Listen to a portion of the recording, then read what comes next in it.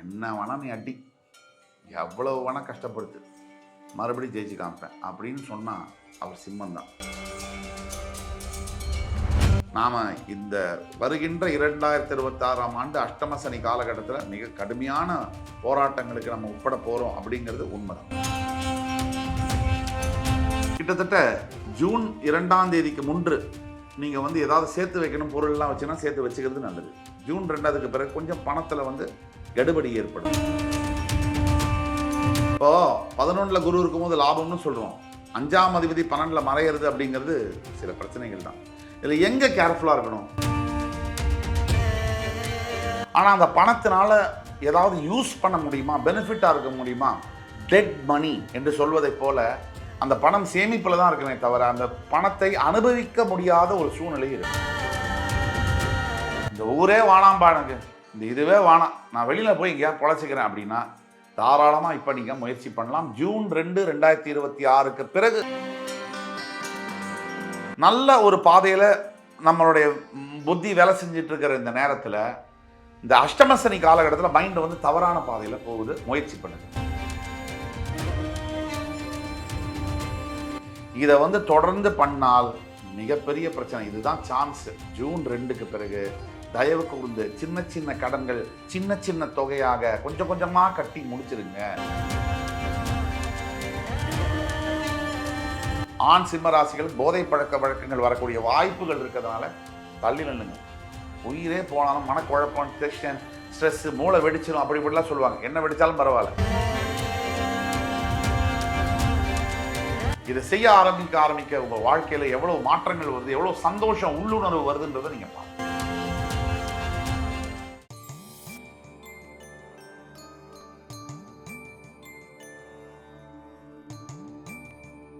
வக்ரதுண்ட மகாகாய சூரியகோடி சமப்பிரபக அபிக்னம் குருமே தேவ சர்வகாரியேஷு சர்வதா. தென்னாட்டுடைய சிவனை போற்றி, என் நாட்டவர்க்கும் இறைவா போற்றி. நண்பர்களே, இந்த புத்தம்பதிய வீடியோவில் உங்கள் அத்துணை பேரையும் வரவேற்பதில் மிக்க மகிழ்ச்சி கொள்கிறேன். இன்றைக்கு ஆங்கில புத்தாண்டு 2026 சிறப்பு தொகுப்பு வரிசையில் நம்ம பேச போகிறது சிம்ம ராசி. வருகின்ற ஆங்கில புத்தாண்டில் 2 பெரிய கிரக மாற்றங்கள் இருக்குது. ஒன்று சனிப்பெயர்ச்சி, இன்னொன்று குரு பயிற்சி. சனிப்பெயர்ச்சியானது வாக்கிய பஞ்சாங்கப்படி கும்பராசியிலிருந்து மீனராசிக்கு சரியாக மார்ச் 6ஆம் தேதி நடக்கவிருக்கிறது. திருநள்ளாறில் அன்றைக்கி தான் சனிப்பெயர்ச்சி. அதே மாதிரி ஜூன் 2ஆம் தேதி மிதுன ராசியிலிருந்து குரு பகவான் பர்மனண்டாக கடகராசிக்கு பெயர்ந்தெடுப்பார். இதுதான் இந்த 2 விஷயங்களும் 12 ராசிக்காரர்களுடைய நம்மளுடைய வாழ்க்கையில் எந்த மாதிரியான மாற்றங்களை கொண்டு வருது அப்படிங்கிறத பற்றி தான் நம்ம பார்க்க போகிறோம்.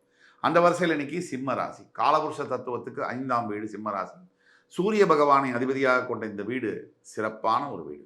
சிம்மராசியை பொறுத்த வரைக்கும் வாழ்க்கையில் சோதனையும் வேதனையும் அப்படிங்கிறது புதுசு இல்லை. பிறக்கிறதுலேருந்து கடைசி வரைக்கும் முண்டி அடிச்சுட்டு ஜெயிக்கிற ஒரு ராசி. என்ன வேணா நீ அடி, எவ்வளவு வேணா கஷ்டப்படுத்து, மறுபடியும் ஜெயிச்சு காமிப்பேன் அப்படின்னு சொன்னால் அவர் சிம்மம் தான். அது ஆணாக இருக்கட்டும் பெண்ணாக இருக்கட்டும் கர்ஜிக்கக்கூடிய ராசி. பல தோல்விகளையும் பல அவமானங்களையும் சந்தித்து அதுக்கு மேலே வெற்றி போட்டு சிம்மாசனத்தில் அமரக்கூடியது சிம்மம் மட்டும்தான். அந்த வகையில் சிம்மராசிக்கு இந்த ஆண்டு சாதனைகளும் உண்டு, வேதனைகளும் உண்டு. ஆக ஒட்டுமொத்தத்தில் சிம்மராசிக்கு 2026ஆம் ஆண்டு ஒரு மிக்சட் ப்ரிடிக்ஷன்ஸ் உள்ள ஒரு இயர் தான். சிம்மராசியை பொறுத்த வரைக்கும் 2026ஆம் ஆண்டு சனி பகவான் வந்து உங்களுக்கு அஷ்டமஸ்தானத்துக்கு போகிறார். மார்ச் 6ஆம் தேதி. இது அஷ்டம சனி காலகட்டங்கள். நம்ம இந்த பொய்யா மேலே கோட்டிங், சுகர் கோட்டிங் போட்டு அழகழகான வார்த்தைகளை சொல்லி இந்த வீடியோவில் வந்து டிவியில் வந்து சொல்லி இதெல்லாம் நமக்கு வந்து எதிர்பார்ப்பும் இல்லை, அது தேவையும் இல்லை.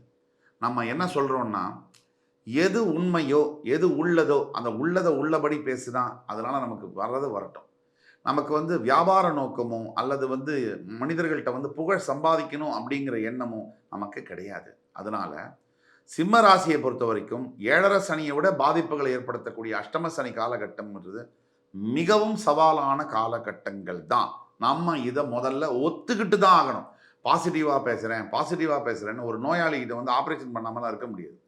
பாசிட்டிவ்ங்கிறது வேறு. எந்த இடத்துல எந்த பொருளில் எந்த ஏவலில் பாசிட்டிவாக இருக்கணுமோ அப்படி தான் இருக்க முடியும். எல்லாத்துலேயும் பாசிட்டிவாக நம்ம இருக்க முடியாது. ஒரு யதார்த்தத்தை நம்ம அக்செப்ட் பண்ணி தான் ஆகணும். அதனால் வந்து சிம்மராசியை பொறுத்த வரைக்கும் அக்செப்டன்ஸ், இதை தமிழில் சொல்லணும்னா ஏற்றுக்கொள்ள வேண்டும் அப்படிங்கிறத நாம் இந்த வருகின்ற 2026ஆம் ஆண்டு அஷ்டம சனி காலகட்டத்தில் மிக கடுமையான போராட்டங்களுக்கு நம்ம உட்பட போகிறோம் அப்படிங்கிறது உண்மைதான். இதில் முக்கியமாக என்ன, சனீஸ்வரன் அப்படிங்கிறது யாரு நமக்கு புரிஞ்சுக்கணும். சனீஸ்வரன் நமக்கு வீட்டில் அப்பா யாரு, இல்லை வீட்லேயே ஒரு யாரையா திட்டணும்னு வச்சுங்க, சனியே உன் வாயில் சனி, இப்படி தான் பேசுவோம். சனீஸ்வரன்கிறது யார் அப்படின்னா, எல்லா கெட்ட பேரையும் வாங்கிட்டு நல்லது செய்கிறது தான் சனி. ஒரு எடுத்துக்காட்டுக்கு வீட்டில் அப்பா இருப்பார், எல்லாரையும் திட்டுவார், அடிப்பார். ஆனால் தான் பிஞ்சு போன செப்பலை போட்டுட்டு அந்த பழைய சட்டையை போட்டு 40 வருஷம் வாங்கி மனுஷன் செத்தே போயிடுவார். ஆனால் வாழும் போது அவருடைய அருமையோ பெருமையோ எவனுக்கும் தெரியாது. அந்த ஆள் இல்லை அப்படின்னா தான் அவருடைய சட்டை வாசம், அதை பற்றி நினச்சி அழாத ஒரு மகன்களோ மகள்களோ இருக்கவே முடியாது. அப்படி சனீஸ்வரனும் மனிதனை பக்குவப்படுத்துறதுக்கும் அடுத்த நிலைக்கு வாழ்க்கையில் எடுத்துகிட்டு போகிறதுக்கும் சனீஸ்வரன் நிறைய அனுபவங்களை தருகிறார். சில புத்தியற்ற நபர்கள் அதை அடியாகவும், சில புத்தியுள்ள நபர்கள், ஞானம் உள்ளவர்கள் அதை அனுபவமாகவும் பார்க்கிறார்கள். 2 பேருக்கும் ஒரே பலன்தான். நம்ம எப்படி எடுத்துக்கிறோங்கிறத பொறுத்து தான் நம்மளுடைய வாழ்க்கை அமையுது.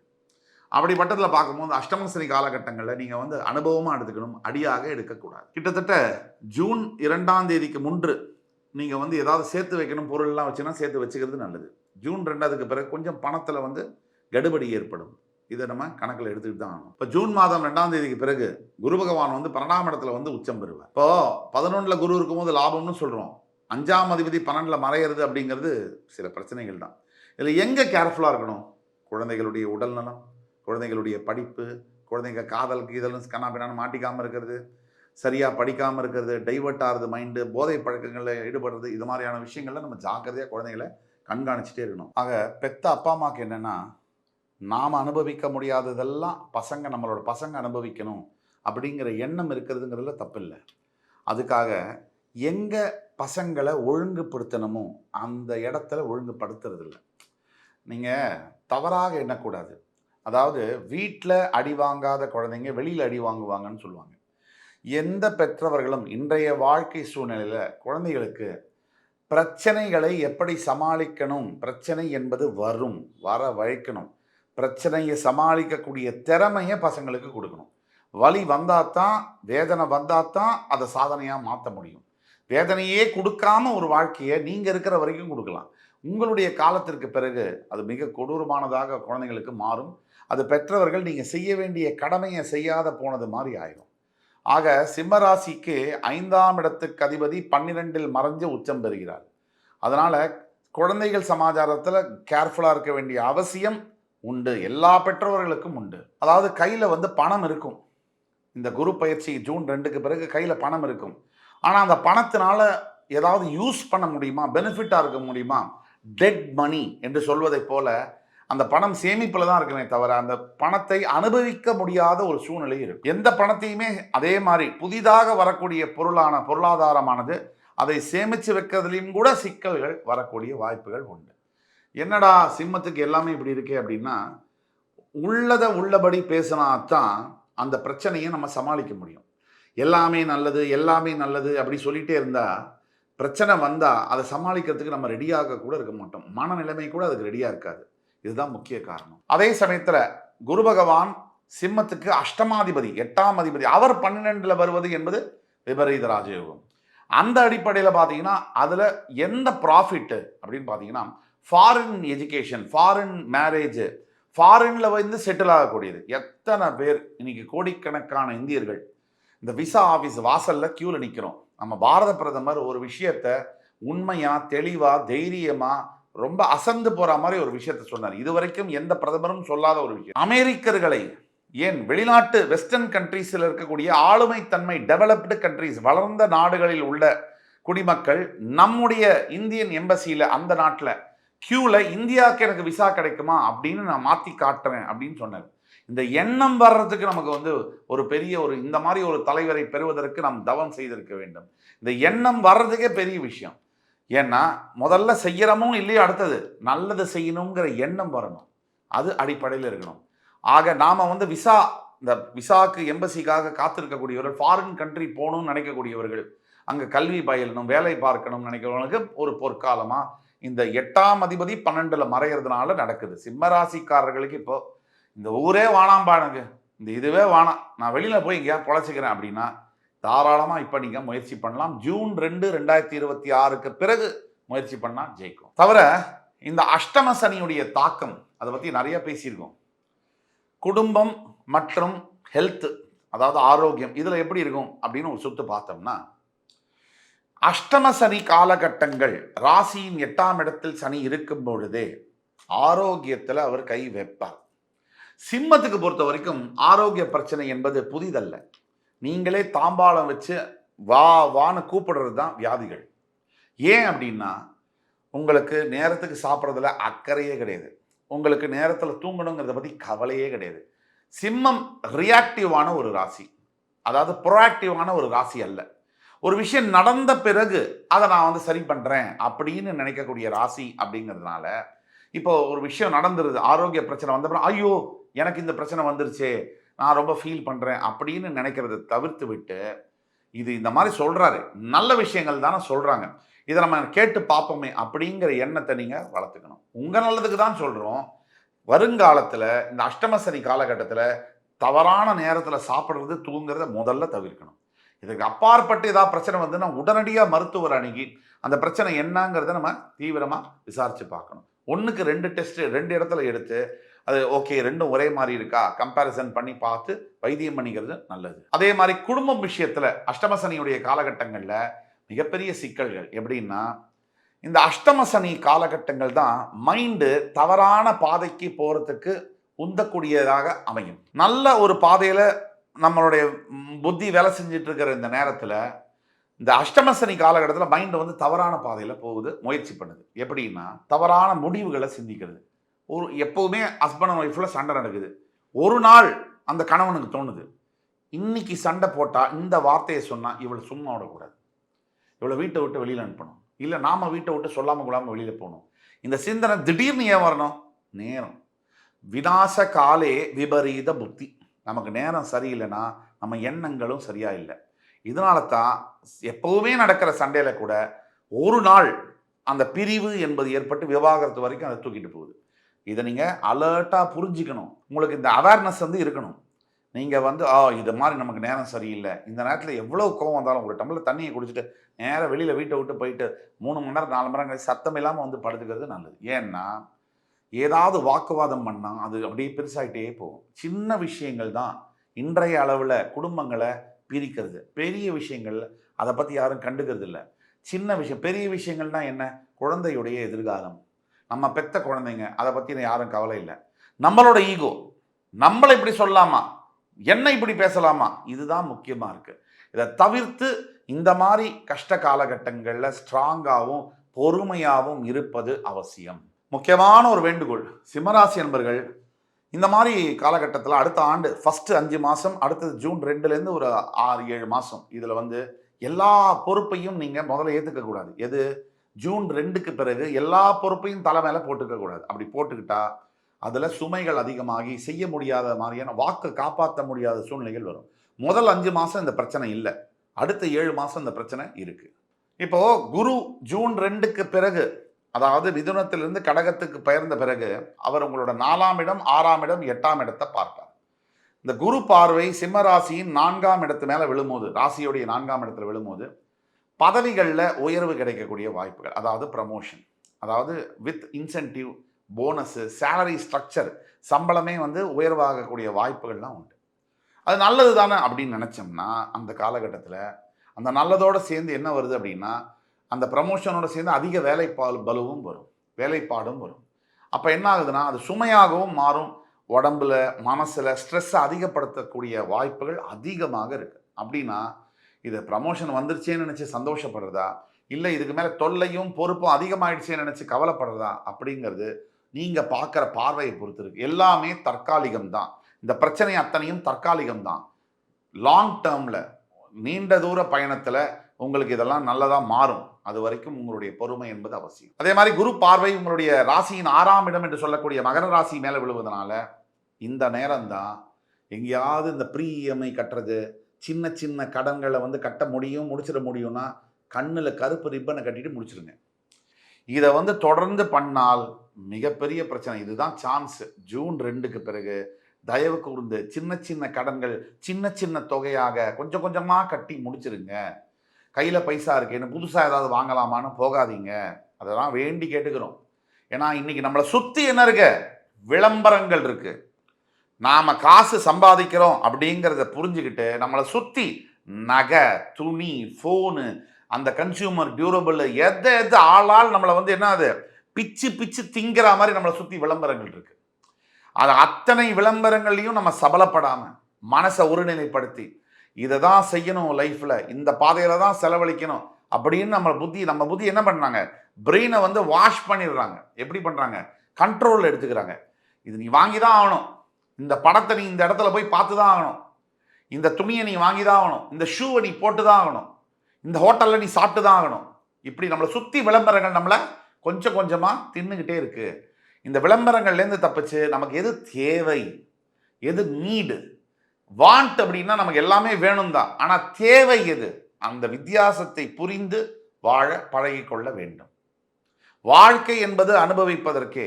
ஆனால் எல்லா நேரங்கள்லையும் எல்லா விஷயத்தையும் அனுபவிச்சுக்கிட்டே இருந்தோம்னா அதுவே மிகப்பெரிய ஆபத்து.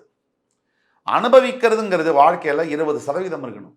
80% உழைப்பு, சிந்தனை, தெளிவான சிந்தனை, சாக்ரிஃபைஸு, ஆன்மீகம், பக்தி, இப்படி பல விஷயங்கள் இருக்கு.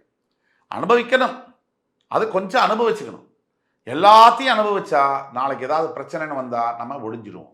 இதை நினைவில் வச்சு செயல்படணும். அடுத்து உங்களுடைய 8ஆம் இடம் என்று சொல்லக்கூடிய மீனராசி, இதுதான் மிகப்பெரிய ஒரு டர்னிங் பாயிண்ட். அதாவது உங்களுக்கு அஷ்டம சனி, மீனத்துல சனி வந்ததுனால அஷ்டம சனி. அதில் பாருங்க, ஜூன் 2ஆம் தேதிக்கு பிறகு இந்த அஷ்டம சனியை குரு பகவான் பார்க்கிறார். ஒரு வருஷத்துக்கு குரு பகவான் பார்வையில் இருக்கிறதுனால கரெக்டாக உங்களுக்கு மார்ச் 6லேருந்து ஜூன் 2 வரைக்கும் ரொம்ப கேர்ஃபுல்லாக இருக்கணும். அஷ்டம சனியுடைய தாக்குதல் இருக்கும். ஜூன் 2க்கு பிறகு ஒரு வருஷத்துக்கு குரு பார்வை சனி மேலே விழுகிறதுனால அந்த அஷ்டம சனி தாக்கம் என்பது இருக்காது. குரு பார்வை கோடி நன்மை.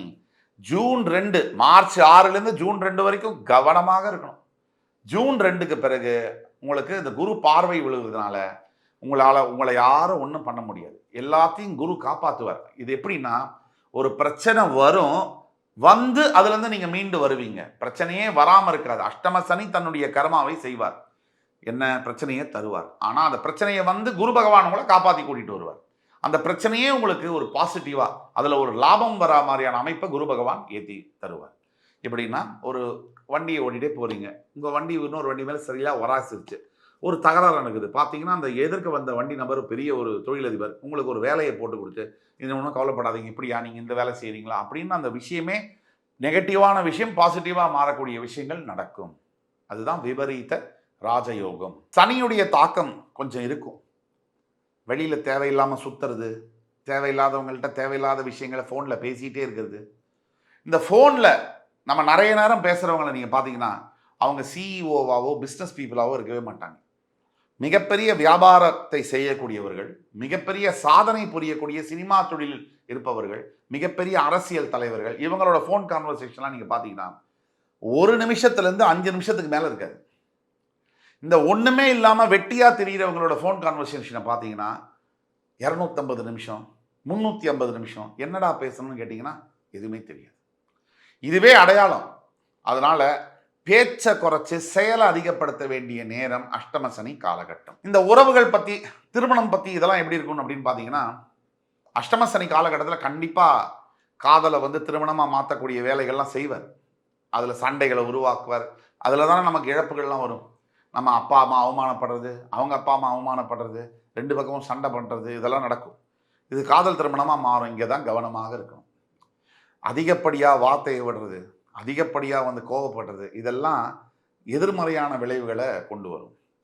எந்த நிலையிலும் நம்முடைய கண்ட்ரோல், நம்மளுடைய சுய ஒழுக்கம், சுய கட்டுப்பாடு நம்மக்கிட்ட இருந்தால் எந்த பிரச்சனையும் வரும், தாக்கும் நம்மளை. ஆனால் கொஞ்ச காலத்தில் அதுவே விலகிடும். நாம் குதிச்சு கலாட்டாலாம் பண்ணோம்னா நம்ம வாழ்நாள் முழுவதும் அந்த பிரச்சனையுடைய பாதிப்பு நமக்கு வந்துகிட்டே இருக்கும். சொல்லிகிட்டே இருப்பாங்க, இப்படி பேசினேன் இந்த சந்தர்ப்பத்தில், அது எதிராளியும் மறக்க மாட்டாங்க. அதே மாதிரி காதலில் கூட நிறைய பிரச்சனைகள், மிஸ் அண்டர்ஸ்டாண்டிங்கு, திருமண வாழ்க்கையில் கருத்து வேறுபாடுகள்லாம் வருவதை எதிர்பார்த்து தான் ஆகணும். பொதுவாக ஆண் சிம்மராசி என்பவர்களுக்கு இந்த நேரத்தில் தான் ஒழுக்க கேடுகள் வரக்கூடிய வாய்ப்புகள் உண்டு. போதை பழக்க வழக்கங்கள், தவறான நண்பர்களுடன் ரொம்ப சேருவது, இங்கே தான் நீங்கள் கேர்ஃபுல்லாக இருக்கணும். ஒரு நாள் சுவைப்போம் என்று நினைத்தால் உயிரை சுவைக்கும் பொய்யில்லை இதில், இன்பம் என்பது இழுக்காகும், நீ குளித்தால் கங்கை அழுக்காகும் அப்படிங்கிற வரிகள் நம்ம தலைவருடைய பாடல்ல வரக்கூடிய வரிகள். அதனால நம்ம வந்து எப்பவுமே போதை பழக்க வழக்கங்கள் எப்படி ஆரம்பிக்கிறாங்க? இன்னைக்கு ஒரு நாள் தானே, இது ஒரே ஒரு கிளாஸ் நான் குடிக்கிறேன், இந்த ஒரே ஒரு தடவை புகை பிடிக்கிறேன், அப்படிதான் ஆரம்பிக்கும். இந்த ஒரே ஒரு தடவை தான் இந்த தவறான பெண் சமாச்சாரம் அப்படின்னு ஆரம்பிச்சது எங்க சுடுகாடு வரைக்கும் நம்மளை தொடர்ந்து வருது. நம்ம வாழ்க்கையவே அழிச்சிடுது. பல பேர் இளம் வயதில் மரணிக்க காரணமாக இந்த குடிப்பழக்கம் இருக்கிறது. அந்த குடும்பங்கள் இரத்த கண்ணீர் வடித்து தத்தளிக்கின்றன. இதெல்லாம் நம்ம பார்க்க தான் செய்கிறோம். இதை பொறுப்பான ஆண்கள், பொதுவாக ஆண்கள் அதிகமாக இந்த குடிப்பழக்கம் இருப்பதனால அவங்க ஆண் சிம்ம ராசிகள் போதை பழக்க வழக்கங்கள் வரக்கூடிய வாய்ப்புகள் இருக்கிறதுனால தள்ளி நில்லுங்க. உயிரே போனாலும் மனக்குழப்பம், டென்ஷன், ஸ்ட்ரெஸ், மூளை வெடிச்சிடும் அப்படி இப்படிலாம் சொல்லுவாங்க. என்ன வெடிச்சாலும் பரவாயில்ல, கோவிலுக்கு போய் தியானம் பண்ணுங்க, 4 பேருக்கு நல்லதை செய்யுங்க, உங்கள் ஸ்ட்ரெஸ்ஸு குறையும். புரியுதுங்களா? நான் வந்து வாழ்க்கையை ஜாலியாக இருக்கணும், என்ஜாய் பண்ண போகிறேன்னு நினச்சிங்கன்னா அப்போ ஜாலியாக இருக்கும், அதுக்கப்புறம் காலியாக இருக்கும். இதை நீங்கள் கவனமாக வச்சுக்கோங்க. ராகு பயிற்சி வேற இந்த வருகின்ற ஆங்கில புத்தாண்டோடைய இறுதியில் வர்றதுனால இந்த சனி ராகுடைய தாக்குதல்கள் அதிகமாக இருக்கக்கூடிய வாய்ப்புகள் இருக்குது. ராகு வந்து சிம்மத்துக்கு 6ஆம் இடத்துக்கு வந்துடுவார். அதனால் கொஞ்சம் ஜாக்கிரதையாக இருக்கணும். எப்போவுமே நீங்கள் வந்து கொஞ்சம் யோசித்து செயல்படணும். சிவன் வழிபாடு தான் முக்கியம் உங்களுக்கு. ஒவ்வொரு ஞாயிற்றுக்கிழமை தோறும் சிவன் வழிபாடு, சிவ ஆலயங்களில் நல்லெண்ணெய் தீபம் ஏற்றுவது, அதே மாதிரி தான தர்மங்கள், சிவபெருமானுக்கு பிடிச்சது, சனீஸ்வரனுக்கு பிடிச்சது, தர்ம காரகனுக்கு பிடிச்சது தர்மங்கள். அந்த தர்மம் உங்களால் முடிஞ்ச உதவி, 4 உணவு பொட்டலம் கஷ்டப்படுறவங்களுக்கு கொடுங்க. இந்த தேவையில்லாத குடிப்பழக்கம் எவ்வளவோ செலவழிக்கிறீங்க, ஒரு 4 பேருக்கு ஒரு சாப்பாட்டுக்கு உதவி பண்ணால் தப்பா ஐயா? அதை பண்ணுங்க. நிறைய நீங்கள் தான தர்மங்கள் உங்களுடைய வாழ்க்கையை அனுபவிக்கிற அதே நேரத்தில் அதுலேருந்து ஒரு 100 ரூபாயில் 30 ரூபாய் நல்லது செய்யுங்களேன். 70 ரூபா நீங்கள் என்ன விருப்பமோ செய்யுங்க. இதை செய்ய ஆரம்பிக்க உங்கள் வாழ்க்கையில் எவ்வளோ மாற்றங்கள் வருது, எவ்வளோ சந்தோஷம், உள்ளுணர்வு வருதுன்றதை நீங்கள் பாருங்கள். அடுத்தவங்களுக்கு நல்லது செஞ்சு அவங்க அதில் பயனடைஞ்சு சிரிக்கும் போது, அதை பார்க்கும் போது அந்த சிரிப்பில் கண்டிப்பாக நம்ம கடவுளை பார்க்க முடியும். இது சத்தியம். ஒரு தடவை முயற்சி பண்ணி பாருங்க. அதே மாதிரி சிம்மராசிக்காரர்கள் ஒரு நாக பிம்பத்தை வீட்டில் வச்சு பூஜை பண்ணுறது இந்த ஆண்டு ரொம்ப நல்ல பலனை தரும். சிவனுக்கு அபிஷேகம் செய்வது, பால் அபிஷேகம் செய்வது, முடிந்தால் திருநாகேஸ்வரம் சென்று அங்கே கர்ப்பகிரகத்தில் இருக்கக்கூடிய நாகநாத சுவாமிக்கு அபிஷேகம் செய்வதெல்லாம் நல்ல பலனை தரும். முக்கியமாக அஷ்டமசனி காலகட்டத்தில் சிம்மராசி என்பர்கள் தினமும் தியானம் செய்தல் வேண்டும். கண்டிப்பாக தியானம் செய்ய வேண்டும். மனதை வந்து ரொம்ப லயிச்சு ஒருநிலைப்படுத்தி தியான பழக்கத்தில் இந்த தியானமே உங்களை எல்லா விதமான பிரச்சனைகள்லேருந்து காப்பாற்றும். இந்த தியானத்துடைய சக்தி செய்ய தான். ஒரு 90 நாள் தியானம் செஞ்சு பாருங்க.